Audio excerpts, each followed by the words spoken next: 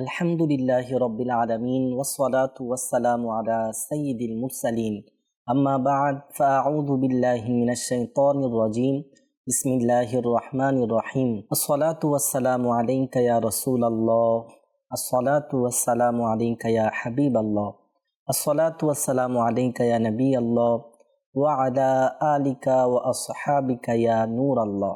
মাদানী চ্যানেলের দর্শক শ্রোতা, আমরা আবারও উপস্থিত হয়েছি মাদানী চ্যানেলের ধারাবাহিক অনুষ্ঠান প্রশ্ন জিজ্ঞাসা এই অনুষ্ঠানটি নিয়ে। আমরা বরাবরের মতনই আবারও এই অনুষ্ঠানের মধ্যে একটি বিষয় নিয়েছি, যেখানে সেই বিষয়ের উপরে অসংখ্য থাকবে প্রশ্ন এবং তার উত্তর, যেখানে থাকবে রাসূল সাল্লাল্লাহু আলাইহি সাল্লামের প্রশ্ন সাহাবাদের মাঝে এবং সাহাবায়ে কিরামদের প্রশ্ন রাসূল সাল্লাল্লাহু আলাইহি সাল্লামের কাছে। সেই সমস্ত বিষয়গুলো নিয়ে আমরা আবার উপস্থিত হয়েছি আমাদের এই অনুষ্ঠানটি নিয়ে।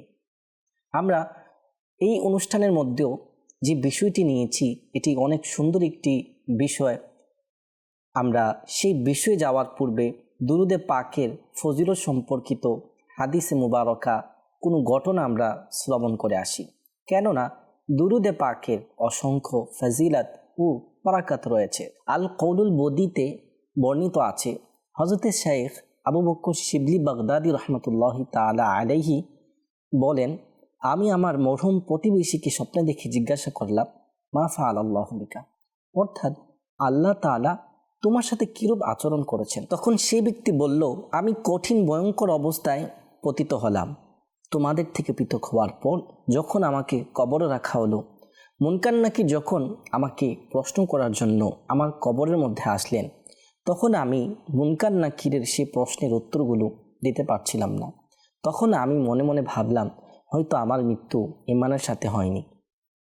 এমন সময় অদৃশ্য থেকে আওয়াজ আসলো, হাদিহি উকুবাতু ইহমালিকা লিসানিকা ফিদ দুনিয়া, এই যে শাস্তি হচ্ছে তুমি মুনকার নাকিরের ফেরেশতার প্রশ্নের উত্তর দিতে পারছো না, সেটি দুনিয়াতে জিহ্বার অযথা ব্যবহার করার কারণে, অর্থাৎ অযথা কথাবার্তার বলার কারণে আজকে তুমি এই শাস্তি পতিত হয়েছ যে মুনকার নাকিরের প্রশ্নের উত্তর তুমি দিতে পারছো না।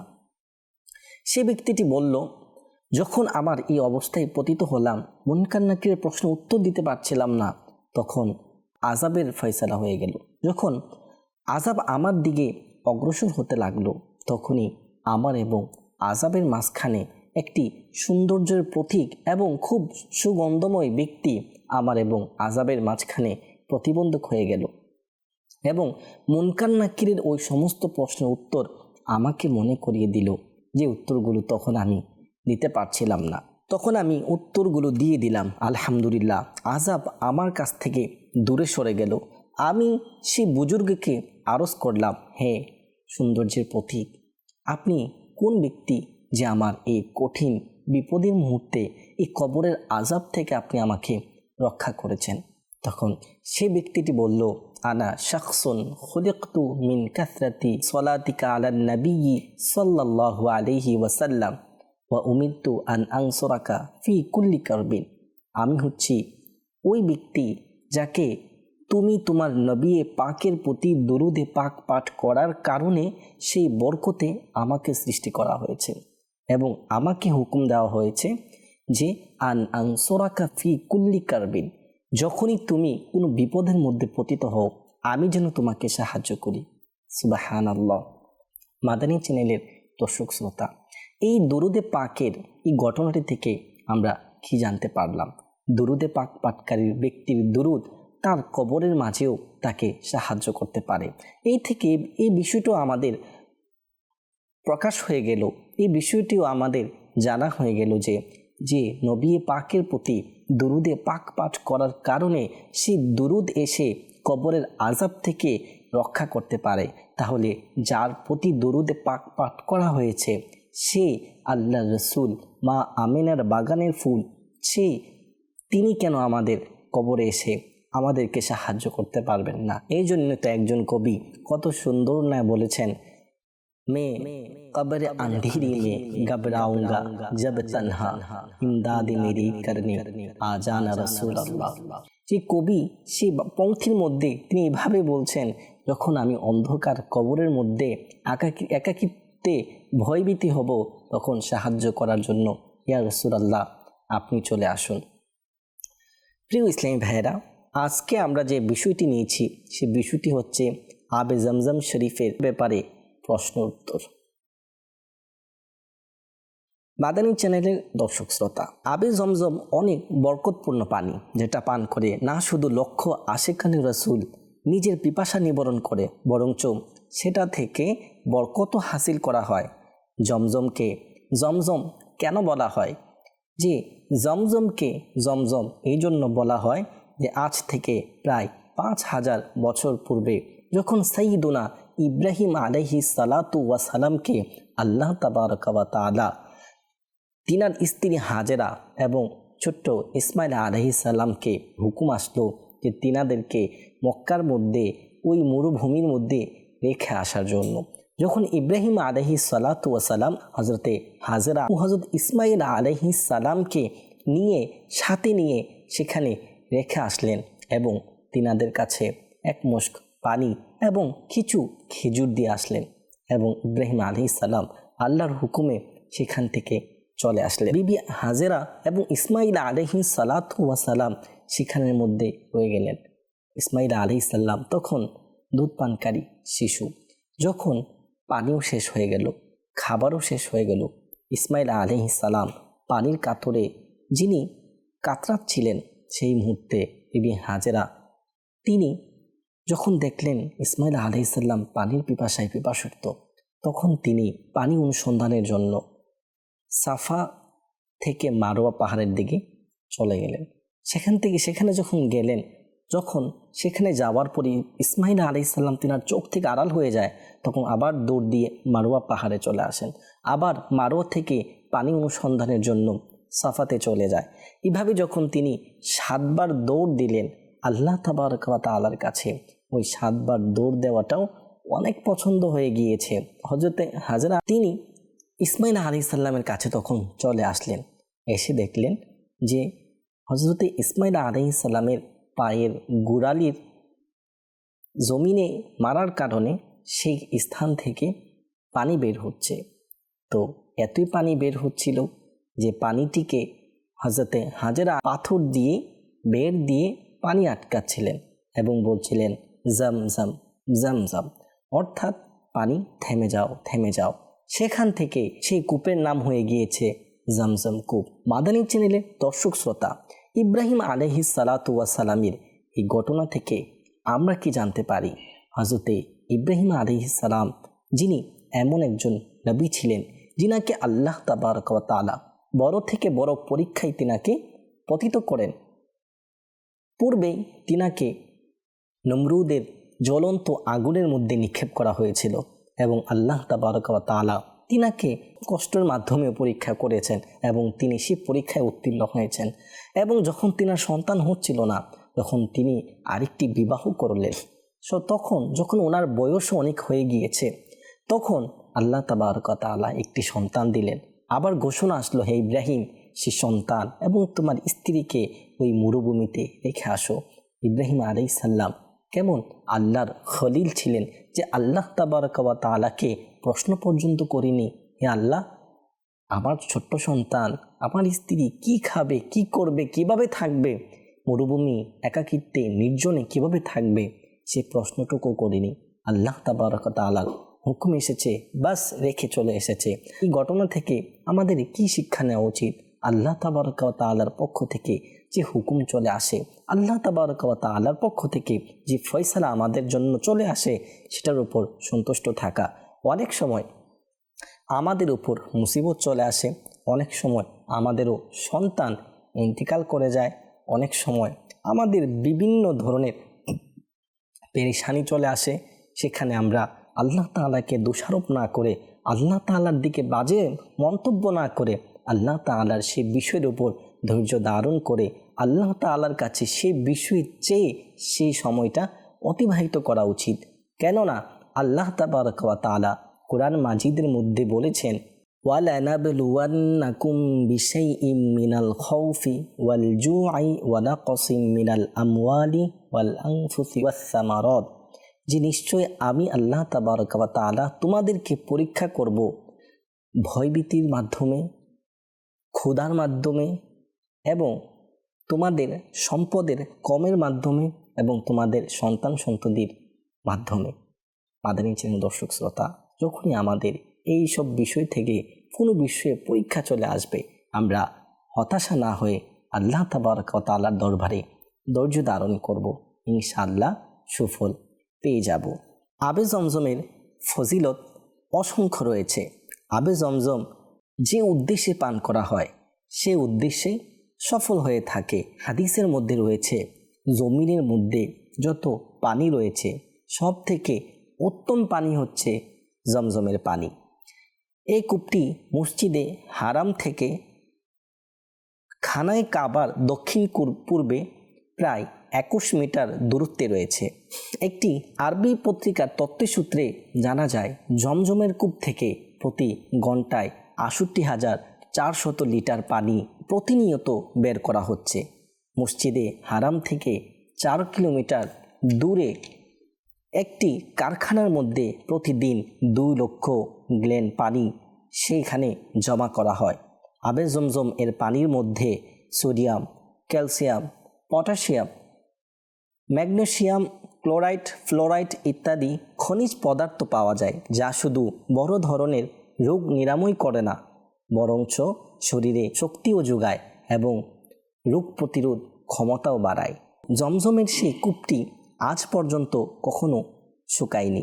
এতে লবণের পরিমাণও সবসময় একই থাকে। অন্যান্য কূপ শ্যাওলা ইত্যাদি এবং বিভিন্ন ময়লা দুর্গন্ধযুক্ত হয়ে যায়, কিন্তু জমজমের মধ্যে এতই বরকত রয়েছে যে 5000 বছরের কূপ এখন পর্যন্ত কোনো ধরনের ময়লা, কোনো দুর্গন্ধ, কোনো শ্যাওলা সেখানে হয় না। এই জমজমের পানি জীবাণুমুক্ত ও সমস্ত পানি থেকে, সমস্ত কিছু থেকে পবিত্র। যে পানির মধ্যে সব থেকে বেশি পরিমাণে গবেষণা করা হয়েছে সে পানি হচ্ছে জমজমের পানি। চলুন সেই জমজম সম্পর্কিত যে প্রশ্নগুলো রাসূল সাল্লাল্লাহু আলাইহি সাল্লামের সাহাবায়ে কেরাম করেছেন সেই প্রশ্নের ব্যাপারে আমরা শ্রবণ করে নিই। একজন ব্যক্তি হযরত আব্দুল্লাহ ইবনে আব্বাস রাদিয়াল্লাহু তাআলা আনহুর কাছে আসলো। তো হযরত আব্দুল্লাহ ইবনে আব্বাস তিনাকে জিজ্ঞাসা করলেন, কোথা থেকে আসা হচ্ছে? তখন সে ব্যক্তি বলল, আমি জমজমের পানি পান করে এসেছি। তখন আব্দুল্লাহ ইবনে আব্বাস রাদিয়াল্লাহু তাআলা আনহুমা তিনাকে বললেন, যেভাবে জমজম পানি পান করা উচিত তুমি কি সেভাবে জমজম পানি পান করেছো? সে পদ্ধতি অবলম্বন করে কি তুমি জমজমের পানি পান করেছো? তখন সে ব্যক্তি বলল, জমজম পানি কিভাবে পান করা উচিত, এই পদ্ধতিটি কি? তখন আব্দুল্লাহ ইবনে আব্বাস রাদিয়াল্লাহু তাআলা আনহু উত্তর দিলেন, যখন তুমি জমজম শরীফের পানি পান করো তখন তুমি কিবলামুখী হয়ে যাও। অতঃপর তুমি ওয়াজকুরুসমাল্লাহি, আল্লাহ তাআলার নাম নাও, অর্থাৎ বিসমিল্লাহ শরীফ পাঠ করো। ওয়াতানাফাসা সালিসান, এবং পানি পান করার সময় তুমি 3 নিঃশ্বাসে পান করবে। ওয়াতাদুলাগা মিনহা, সে পানি দ্বারা তুমি পেটের ক্ষুধা নিবারণ করবে, অর্থাৎ পেট ভরে তুমি পানি পান করবে। অতঃপর যখন পান করা শেষ হবে ফাআহমাদাল্লাহ, আল্লাহ তাআলা প্রশংসা করবে, অর্থাৎ আলহামদুলিল্লাহ পাঠ করবে। কেননা রাসূল সাল্লাল্লাহু আলাইহি সাল্লাম ইরশাদ করেছেন, ক্বালা আয়াতুন বাইনানা ওয়া বাইনাল মুনাফিকিনা ইন্নাহুম লা ইয়াতাদাল্লাউনা মিন জামজামা, যে রাসূল সাল্লাল্লাহু আলাইহি সাল্লাম বলেন, আমাদের এবং মুনাফিকদের মধ্যে পার্থক্য হচ্ছে যে মুনাফিক কখনো জমজম শরীফের পানি পেট ভরে খেতে পারে না। তাহলে রাসূল সাল্লাল্লাহু আলাইহি সাল্লাম আমাদেরকে ইরশাদ করছেন যে জমজমের পানি পেট ভরে খাওয়ার জন্য। আর এই পেট ভরে খাওয়াটা আমাদের এবং মুনাফিকদের মধ্যে পার্থক্য। তো যেসব সৌভাগ্যবান ইসলামী ভাইদের হজ করার সৌভাগ্য হয় এবং সে পবিত্র জমজমের পানি পান করার সৌভাগ্য হয়, অবশ্যই আমাদের উচিত জমজমের পানি যে সুন্নত তরিকা আমাদেরকে বলা হয়েছে সে তরিকা অবলম্বন করা এবং পেট ভরে জমজমের পানি পান করা। জমজমের পানি সম্পর্কে রাসূল সাল্লাল্লাহু আলাইহি সাল্লাম আরও ইরশাদ করেন যে, আন ইবনে আব্বাস রাদিয়াল্লাহু তাআলা আনহু ক্বালা, হযরতে ইবনে আব্বাস রাদিয়াল্লাহু তাআলা আনহুমা তিনি বলেন যে রাসূল সাল্লাল্লাহু আলাইহি সাল্লাম ইরশাদ করেছেন, মা উ জামজামা শুরিবালাহু, যে জমজমের পানি যে উদ্দেশ্যে পান করা হবে, জমজমের পানি সেই জন্যই যে জন্য তাকে পান করা হবে, অর্থাৎ যে উদ্দেশ্যে জমজমের পানিকে পান করা হবে সে উদ্দেশ্যই সফল হবে। আল্লাহ রসুল সাল্লাল্লাহু আলাইহি সাল্লাম অতঃপর বলছেন, ফাইন শারিবতাহু তাস্তাশফি বিহি শাফাকাল্লাহ, যদি তুমি সে পানিকে শিফার নিয়তে পান করো, আরোগ্য লাভ করার জন্য পান করো, আল্লাহ তাবারক ওয়া তাআলা তোমাদেরকে সে পানির বরকতে আরোগ্য দান করবেন। অতঃপর আল্লাহ রসুল বলছেন, ওয়া ইন শারিবতাহু মুস্তাঈদান আযাকাল্লাহ, যদি আল্লাহ তাআলার পানা আশ্রয়ের জন্য সে পানি পান করো, আল্লাহ তাবারক ওয়া তাআলা তোমাদেরকে আশ্রয় দান করবেন। আল্লাহ রসুল সাল্লাল্লাহু আলাইহি ওয়াসাল্লাম অতঃপর বলছেন, ওয়া ইন শারিবতাহু লিয়াকতাআ যামআকা কতআহু, আল্লাহ রসুল বলছেন যদি তুমি জমজমের পানি এই জন্য পান করো তৃষ্ণা নিবারণের জন্য, তাহলে তোমার তৃষ্ণাও নিবারণ হয়ে যাবে। জমজমের পানি পান করার পূর্বে আমাদের কি বলা উচিত? ইবনে আব্বাস রাদিয়াল্লাহু তাআলা আনহু আমাদেরকে সেই দোয়াটি শিক্ষা দিয়েছেন যে জমজমের পানি পান করার পূর্বে এই দোয়াটি পাঠ করব। সেই দোয়াটি হচ্ছে, আল্লাহুম্মা ইন্নী আসআলুকা ইলমান নাফিআ ওয়া রিজকান ওয়াসিআ ওয়া শিফাউম মিন কুল্লি দাইন, হে আল্লাহ, আমি আপনার নিকট উপকারী জ্ঞান এর প্রার্থনা করছি, ওয়া রিজকান ওয়াসিআ, এবং হালাল প্রশস্ত রিজিক প্রার্থনা করছি, অতঃপর ওয়া শিফাউম মিন কুল্লি দাইন, এবং সর্বপ্রকার রোগ থেকে, সর্বপ্রকার অসুস্থতা থেকে মুক্তি চাচ্ছি। প্রিয় ইসলামী ভাইরা, এই হাদিস থেকে আমাদের শিক্ষা অর্জন হয়। আমরা জানতে পারি যখন জমজম শরীফ পান করব তখন আমরা জমজমের পান করার যে সুন্নত তরিকা রয়েছে সেইটি অবলম্বন করে পান করব, এবং যে দোয়াটি আমাদেরকে হাদিস থেকে শোনানো হয়েছে সেই দোয়াটি আমরা পাঠ করব। জমজম শরীফের ব্যাপক উপকার, ফায়দা ও কার্যকারিতা রয়েছে। সেই উপকার এবং কার্যকারিতা বর্ণনা করতে গিয়ে আল্লাহ রসুল সাল্লাল্লাহু আলাইহি সাল্লামের অসংখ্য হাদিস বর্ণনা করা হচ্ছে, যার থেকে আমরা কিছু হাদিস আমরা শ্রবণ করব। জমজমের পানি যে উদ্দেশ্যে পান করা হয় সে উদ্দেশ্যে কবুল হয়ে যায়। জমজমের পানি নিয়ে দোয়া করলে সে দোয়া কবুল হয়ে যায়। ইমাম হামিদি রাহিমাহুমুল্লাহু তাআলা আনহু বয়ান করেন, আমি সুফিয়ান রাদিয়াল্লাহু তাআলা আনহুর খিদমতে উপস্থিত ছিলাম। তিনি আমাকে জমজমের ফজিলত সম্পর্কে এই বর্ণনাটি শুনিয়েছেন। তিনি বলছেন, মা উ জামজামা লিমা শুরিবালাহু, যে জমজমের পানি যে উদ্দেশ্যে পান করা হবে সে উদ্দেশ্যই পূরণ হবে। যে ভালো উদ্দেশ্যে জমজমের পানি পান করা হয় সেই নেক উদ্দেশ্যই পূরণ হয়। এই হাদিস শ্রবণ করার পর মজলিস থেকে একজন ব্যক্তি উঠে গেল এবং কিছুক্ষণ পরে তিনি আসলেন এবং বলছেন, ইয়া আবা মুহাম্মদ, আলাইসাল হাদিস বিসহিহিন আল্লাযী হাদ্দাসানা বিহি ফি জামজামা ইন্নাহু লিমা শুরিবালাহু। তিনি মজলিস থেকে উঠে আসলেন এবং এসে বললেন, হে আবু মুহাম্মদ, আপনি যে হাদিসটা বর্ণনা করছেন সেটি কি সঠিক নয়? যে হাদিসটি আপনি বর্ণনা করেছেন জমজমের ব্যাপারে, যে জমজমের যে উদ্দেশ্যে পান করা হবে সেটি কবুল, যে এক উদ্দেশ্যে পান করা হবে সে উদ্দেশ্য কবুল হবে। তখন সুফিয়ান বিন ওয়াইনা রাদিয়াল্লাহু তাআলা আনহু বললেন, অবশ্যই জমজমের পানি সে উদ্দেশ্যে পান করা হবে, সে উদ্দেশ্যে কবুল হবে। তখন সে ব্যক্তিটি বলল, ইন্নী কদে শারিবতু আল আন দালওয়ান মিন জামজামা আলা আন তুহাদ্দিসুনি বিমিআতি হাদিস, যে আমি এখনই উঠে গেলাম এবং জমজমের কূপ থেকে যে পানি উঠানোর যে বালতি রয়েছে সেটা দিয়ে এক বালতি পানি আমি খেলাম। এই নিয়তে যে আপনি আমাকে 100টি হাদিসে মুস্তাফা সাল্লাল্লাহু আলাইহি সাল্লাম শোনাবেন। কিন্তু আমার উদ্দেশ্য তো পূরণ হলো না। সুফিয়ান রাদিয়াল্লাহু তাআলা আনহু বললেন, আসো তোমাকে আমি 100টি হাদিসে মুস্তাফা শুনিয়ে দিচ্ছি। সে ব্যক্তিটি খুশি হলেন এবং হাদিস শ্রবণ করলেন, অতঃপর চলে গেলেন।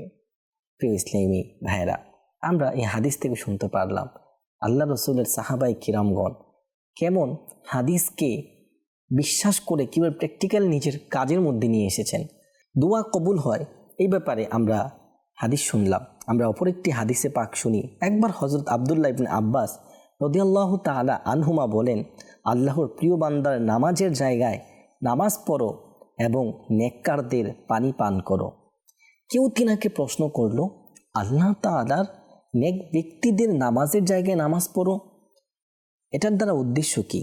তখন তিনি বললেন, নেক ব্যক্তিদের নামাজের জায়গা মিজাবের নিচে। মিজাব অর্থাৎ বাইতুল্লাহ শরীফের যে একটি ছাদের পানি পড়ার জন্য একটি নালা করে দেওয়া হয়েছে, বৃষ্টি পড়লে যেটা দিয়ে পানি বের হয় ছাদ থেকে, সেটাকে বললে মিজাব। অর্থাৎ মিজাবের নিচে নামাজ পড়ো, অর্থাৎ বাইতুল্লাহর মধ্যে নামাজ পড়ো, অর্থাৎ সেটা নেক ব্যক্তিদের নামাজের জায়গা। অথবা বলছে নেক ব্যক্তিদের পানি পান করো, সেটি দ্বারা উদ্দেশ্য হচ্ছে যে আবে জমজমের পানি পান করো। কেননা আবে জমজমে হচ্ছে ওই কূপ, যেই কূপের মধ্যে আল্লাহর রাসূল সাল্লাল্লাহু আলাইহি সাল্লাম পানি পান করেছেন, বিভিন্ন অনেক আম্বিয়াই কেরাম পানি পান করেছেন, সমস্ত সাহাবাই কেরাম সেখান থেকে পানি পান করেছেন, নেক ব্যক্তিরা সেখান থেকে পানি পান করেছেন। এমনকি হুজুর সাল্লাল্লাহু আলাইহি সাল্লামের যখন সত্যে সদর হয়েছে, সিনা মুবারককে রাসূল সাল্লাল্লাহু আলাইহি সাল্লাম জিবরিল আমিন যখন সিনা মুবারককে ছিঁড়ে দিলকে যে পানি দিয়ে ধুয়েছিল সেটাও ছিল জমজম পানি। এবং আল্লাহ রসুল একবার সে জমজম কূপ থেকে পানি উঠালেন এবং সে বালতি থেকে পানি খেলেন, অবশিষ্ট পানি সে কূপে ঢেলে দিলেন। তো সে জমজমের পানি অনেক বরকতপূর্ণ রয়েছে। আমরা জমজম শরীফের বরকত সম্পর্কিত আরেকটি হাদিসে মুবারক আমরা শ্রবণ করি। হযরত সাইয়্যিদুনা আব্দুল্লাহ বিন উসমান বিন খাইসাম রহমাতুল্লাহি তাআলা আলাইহি বলেন, সাইয়্যিদুনা ইবনে ওয়াহাব মুনাব্বির আলাইহি রহমা আমাদের এখানে তাশরিফ নিয়ে আসলেন। তিনি আসার পর তিনি জমজম ব্যতীত কোনো পানি পানও করেননি এবং জমজম ব্যতীত অন্য কোনো পানি দ্বারা গোসলও করেননি। কেউ তাকে জিজ্ঞাসা করলো, আপনি এই পানি ব্যতীত অন্য কোনো মিষ্ট পানি কেন পান করেন না, অন্য কোনো পানি কেন ব্যবহার করেন না? তিনি বললেন, আমি যতক্ষণ পর্যন্ত এখানে থাকবো না কোনো পানি খাবো, না এই পানি ব্যতীত অন্য কোনো পানি ব্যবহার করব। তিনি রহমাতুল্লাহি তাআলা আলাইহি বললেন, ওই সত্তার কসম যার কুদরতি হাতে এই ওয়াহাবের জান কিতাবুল্লাহর মধ্যে রয়েছে, আবে জমজম এটি খাবারের মধ্য থেকে একটি খাবার এবং অসুস্থতার আরোগ্য। আবে জমজম খাবারেরও কাজে দেয় এবং অসুস্থতা থেকেও শিফা দান করেন। ওই সত্তার কসম যার নিকট ওয়াহাবের জান আল্লাহ আযজা ওয়া জাল্লার একটি কিতাবের মধ্যে রয়েছে, যে কোনো ব্যক্তি পানিকে বরকতের নিয়তে পেট ভরে পান করে নিবে, তার অসুস্থতা দূর হয়ে যাবে, তার অভাব দূরীভূত হয়ে যাবে। আরও বলেন, জমজমকে দেখাও ইবাদত, সেটাকে দেখলে নিজের গুনাহ ক্ষমা হতে থাকে। প্রিয় মাদানী চ্যানেলের দর্শক শ্রোতা, আমরা শ্রবণ করলাম আবে জমজম শরীফের ব্যাপারে অনেক হাদিসে মুবারকা, যেখানে আবে জমজমের যে মহত্ব, মর্যাদা এবং বরকত রয়েছে সে বিষয়ে বলা হচ্ছে আবে জমজমকে দেখা ও ইবাদত। তো আবে জমজমের পানির মধ্যে শিফা রয়েছে, আরোগ্য রয়েছে। তো আমরা যখনই আমাদের আবে জমজম শরীফের পানি আমাদের পান করার সৌভাগ্য হবে, দাঁড়িয়ে কিবলামুখী হয়ে সে পানি পান করব। হাদিসে মুবারক থেকে যে দোয়া শিখেছি সে দোয়াও আমরা পাঠ করে নিব। এবং মাদানী চ্যানেলের এই অনুষ্ঠান থেকে আমরা আরও অসংখ্য বিষয়ে আমরা শুনতে পারবো, জানতে পারবো, নিজেদের মধ্যে আমলে পরিণত করতে পারবো। এই আশা নিয়ে দেখতে থাকুন মাদানী চ্যানেলের সমস্ত অনুষ্ঠানগুলো এবং বিশেষভাবে এই অনুষ্ঠানটিও দেখতে থাকুন মাদানী চ্যানেল বাংলায়। সল্লু আলাল হাবিব সাল্লাল্লাহু তাআলা আলা মুহাম্মদ সাল্লাল্লাহু আলাইহি ওয়া আলিহি ওয়াসাল্লাম।